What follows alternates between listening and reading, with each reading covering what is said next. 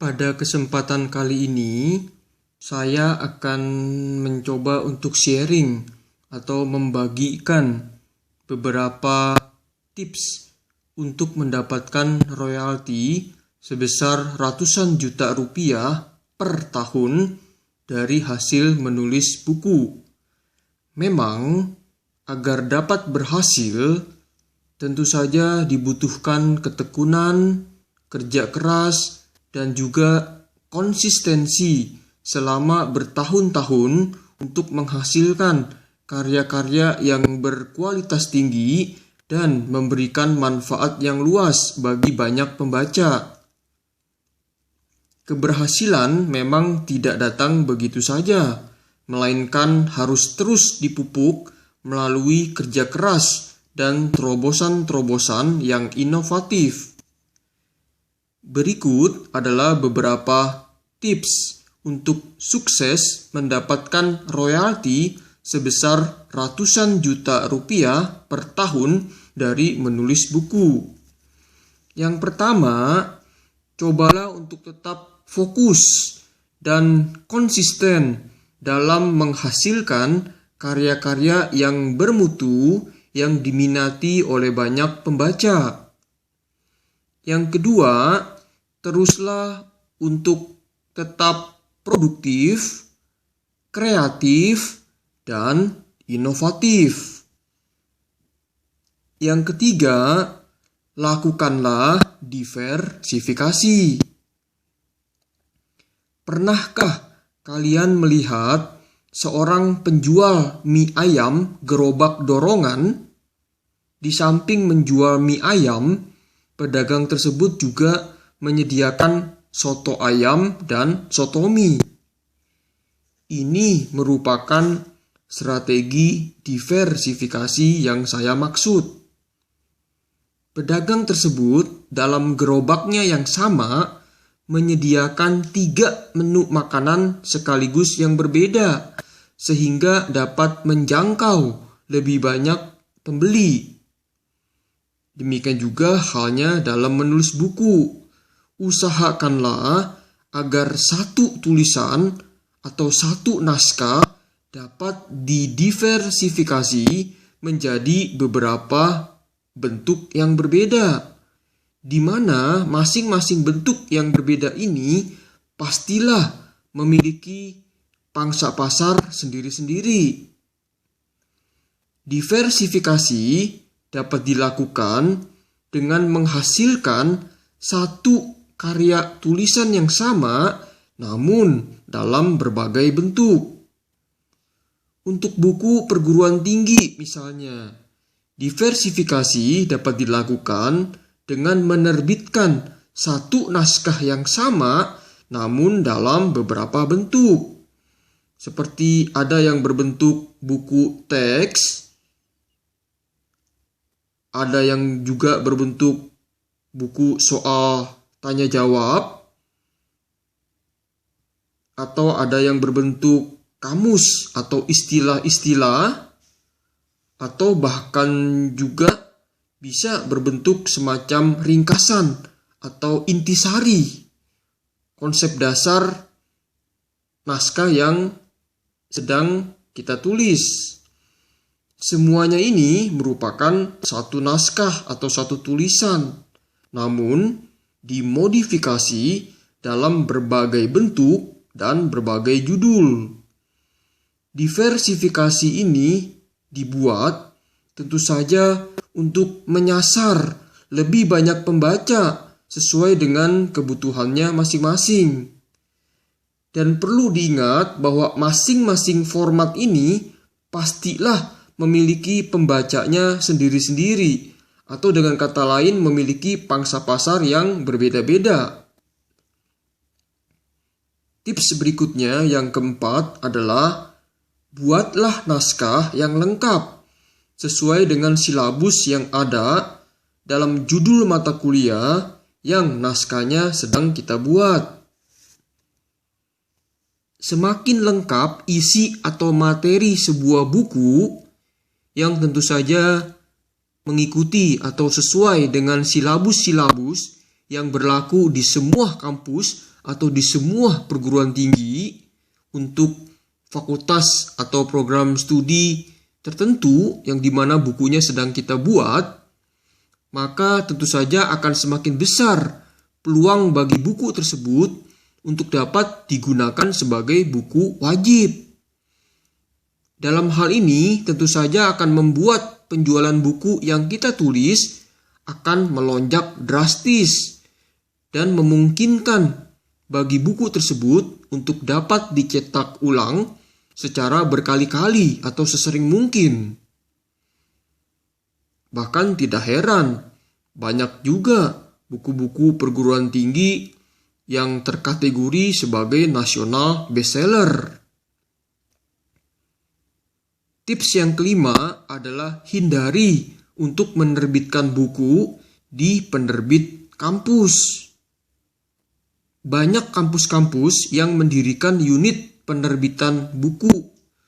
Namun, berdasarkan pengalaman saya pribadi, penerbit kampus tidaklah efektif atau tidaklah memiliki manajemen yang baik dalam memasarkan buku-buku terbitannya.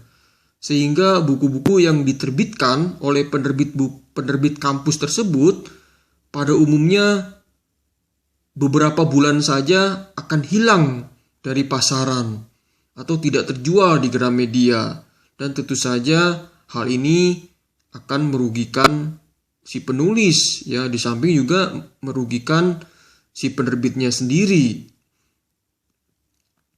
Tips yang keenam adalah cobalah untuk mencari penerbit yang di samping menjual buku secara fisik juga menyediakan fasilitas e-book.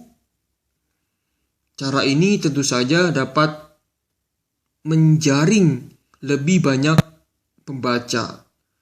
Semakin banyak pembaca yang membeli buku kita, tentu saja akan semakin besar royalti yang akan kita dapatkan. Tips yang ketujuh adalah coba juga untuk mengirimkan naskah ke penerbit online. Kalian bisa cari di Google, ya, bisa klik penerbit online. Nanti akan tampil, ya, nama-nama daripada penerbit buku online yang tidak menyediakan penjualan buku secara fisik. Jadi, naskah yang sama namun dengan judul dan format yang berbeda. Sekali lagi, naskah yang sama namun dengan judul dan format yang berbeda dapat dikirim ke 2 atau lebih penerbit sekaligus. Yang terpenting adalah naskah tersebut memang benar-benar merupakan hasil karya kita pribadi, bukan hasil karya orang lain atau plagiat.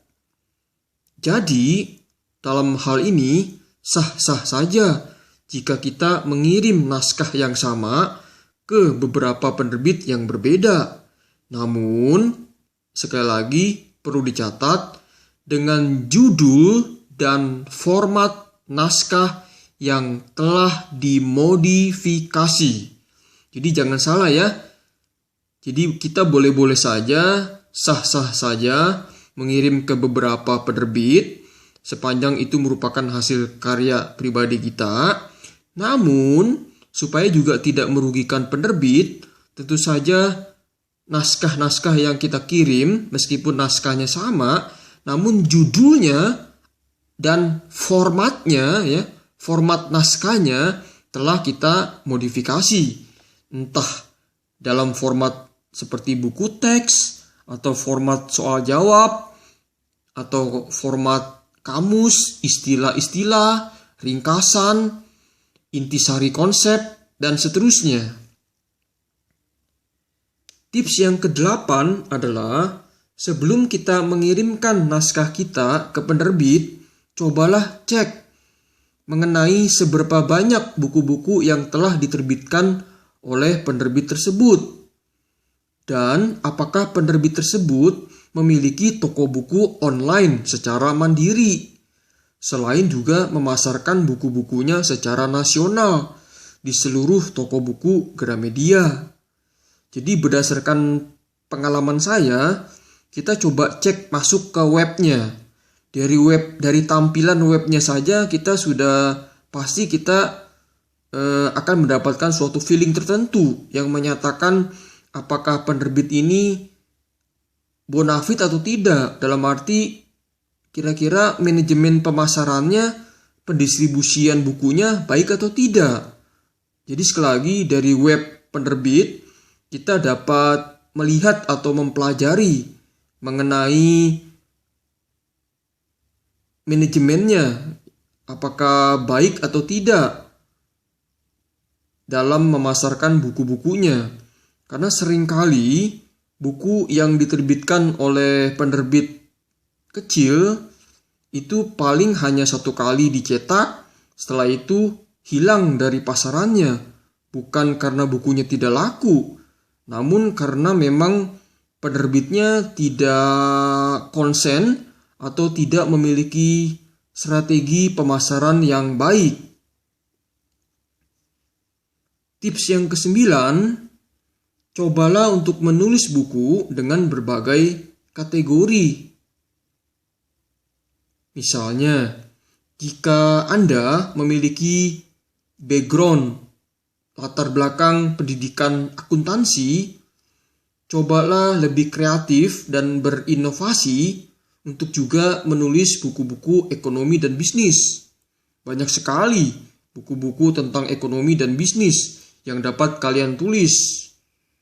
Bahkan di samping buku-buku ekonomi dan buku bisnis, kalian juga dapat mencoba secara lebih kreatif dan inovatif untuk juga menulis buku-buku hukum atau bahkan psikologi.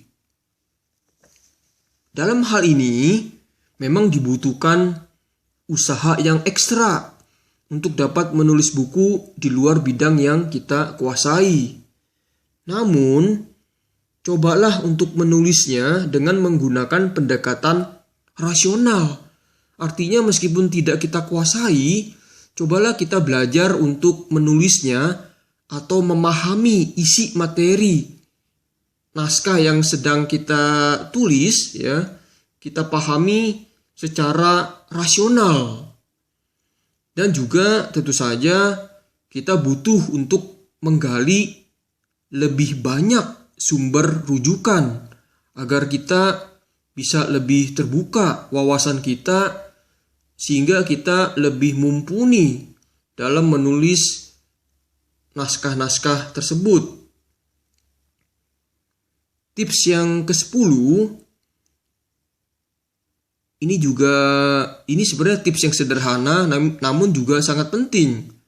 Untuk dapat menulis buku dengan cepat, manfaatkanlah aplikasi voice text sehingga kita tidak perlu mengetiknya secara manual, namun mengetiknya lewat suara.